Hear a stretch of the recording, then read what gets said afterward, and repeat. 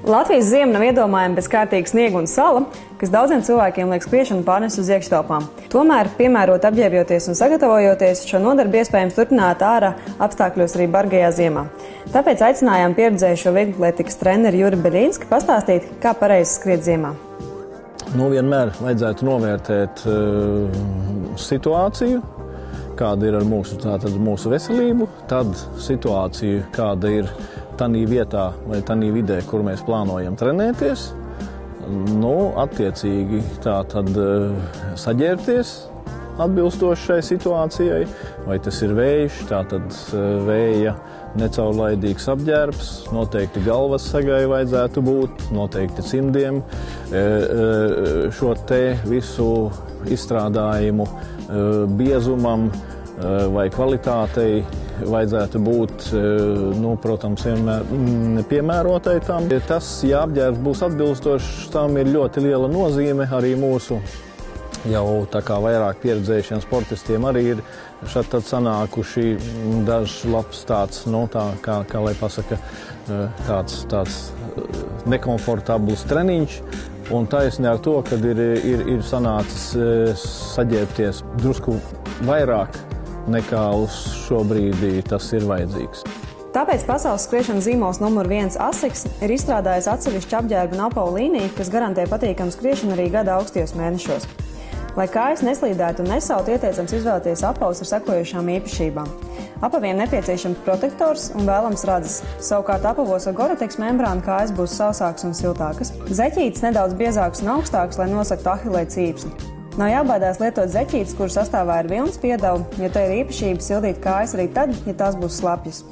Bikses tādas, kas speciāli paredzētas skriešanai ziemā. Priekšējā daļā vēlama vēja necaurlaidīgā vindbloka membrāna.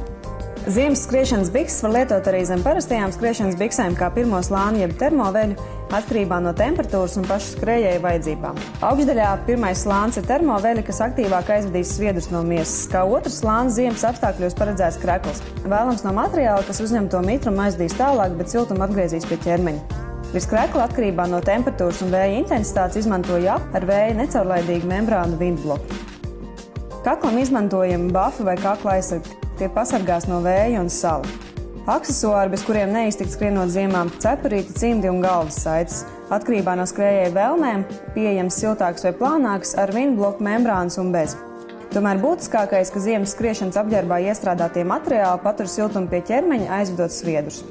Tā kā mūsu platuma grādos ziemā parasti ir tumšs, skrienot obligāti jālieto atstarojošā veste. Lai kādi būtu laika apstākļi, neliela izvingrošanās pirms sākt to pamat nodarbi skriešanu būtu noteikti jādara, bet katrā ziņā pat suns vai kaķis pieceļoties uzreiz nesāk skriet, viņš no sākuma izvingrojās, jā, viņam sava specifika vingrinājuma, sava vingrinājuma specifika, jā, cilvēkam vajadzētu būt arī savai vingrinājuma specifikai.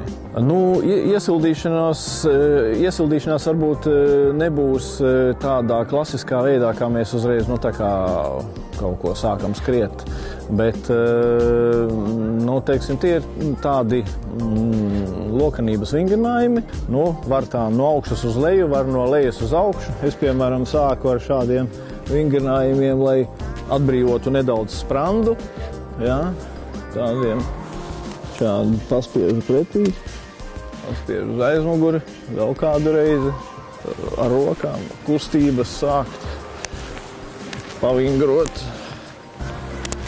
Mēs parasti necenšamies uz priekšu rokas griezt, jo tā tendence ir tāda, lai mēs krūšu kurvi attaisam vaļā, lai to elpošanu arī uzlabojam tādā veidā. Pagriezienus uz sāniem.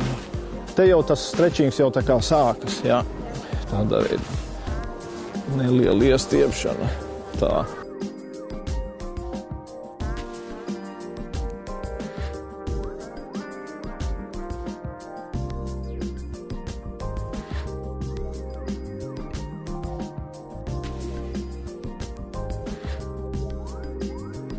Jā, tātad saliektai kājai es tagad šeit lejas daļu stiepju, un taisnai kājai šādā pašā veidā es muskuļu augšējo daļu vairāk stiepju.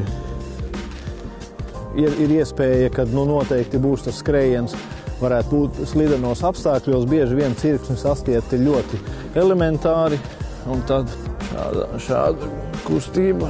Pēc iesildīšanās jāķers pie skriešanas. Tādēļ vaicājām trenerim, vai ziemā treniņa garums var būt tāds pats kā vasarā? Viņš var būt tāds pats vai varbūt, ka pat drīzāk garāks, jo ziema ir tāds specifisks periods arī no tās treniņa metodikas viedokļa, ja, ka tas vairāk vai mazāk ir bāzes periods, kad skrien šo te krāju, šo te apjomu kilometrāžu bieži vien.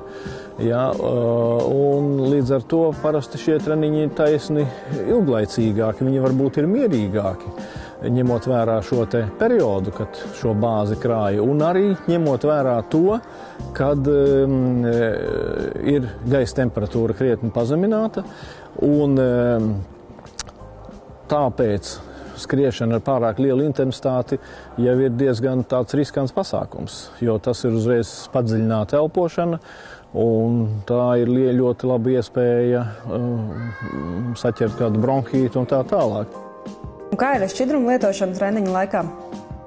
Parasti padzerās un šo šķidrumu lieto pirms treniņa, kad šis šķidrums ir vajadzīgā temperatūrā, un, teiksim, šādā veidā neriskē un neņem līdzi šo te dzeramo, kurš varētu pa ceļam atzist un tā tad būt pēc tam bīstams lietošanai treniņa laikā, jo ķermeņa temperatūra skrējiena laikā jebkurā gadījumā pacelsies. Tur nebūs vairs 3, 6 un 6, bet ja būs garāks skrējiens un ja apģērbs būs tāds, kurš to ķermeņa temperatūru saglabā, vienalga šī temperatūra varētu būt tuvu pie 38 grādiem. Ja? Un ja tur iedzer pēkšņi šķidrumu, kurš ir tur kaut kādos 10 grādos, ja, šī lielā starpība var ļoti lielas problēmas izraisīt. Būtu tā kā ieteicams varbūt pirmajos kaut kādos kilometros censties šo te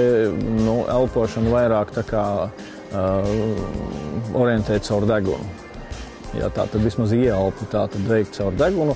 Tas tā kā, varbūt tas tādos krietni zemākos grādos varētu būt pat tā kā diezgan sarežģīti, jo deguns nosalst un tā gaisa ievilkšana caur degunu varētu būt taisni sarežģītāka, bet, ja tas skrējiens uzreiz pašā sākumā nebūs ļoti ātrs, tad tas viss būs normāli. Bet, katrā ziņā tā to vajadzētu darīt, jo ieelpojot caur degunu, gaiss uzsilst nedaudz vairāk, nekā uzreiz caur muti. Un zema gaisa temperatūra, tur vēl zobu bojājumus tas var, kā saka, pastiprināt dažādus, ja. Un ja augsts gaiss, tad, ja ir kaut kāds zobs jūtīgāks, to uzreiz noteikti jutīs, ja.